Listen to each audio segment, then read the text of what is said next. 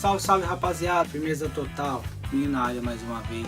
Passando aqui para agradecer a R31 House por ter disponibilizado o chassi para poder estar fazendo um unboxing para vocês. Arsante House, arigatou gozaimasu. Rapaziada que não está inscrito no canal, se inscreve. Quem já é inscrito, curte, compartilha, comente, fortalece o hobby, rapaziada.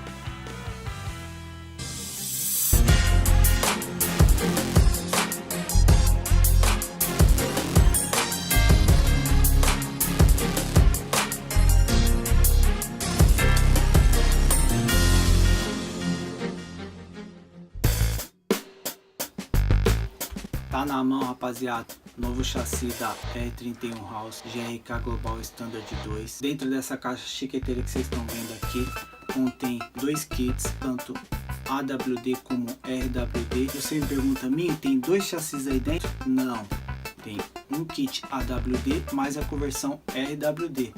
Vou abrir a caixa para vocês entenderem melhor.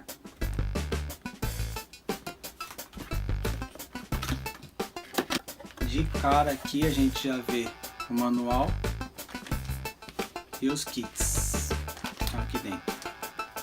Vamos abrir o manual para ver. O manual não, né? Os manuais. Por que os manuais? Agora vocês vão entender aqui.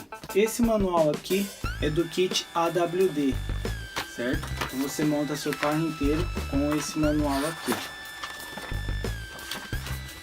O kit AWD é esse pacote aqui, que vem para você montar o seu carro completo, AWD, tração nas quatro. Junto vem o chassi, o plate de cima e o de baixo. Esse outro manual aqui é do kit RWD. Tá aqui bem ilustradinho. Outro kit RWD seria esse kit aqui. Você troca toda a sua suspensão dianteira para poder estar convertendo seu carro para RWD.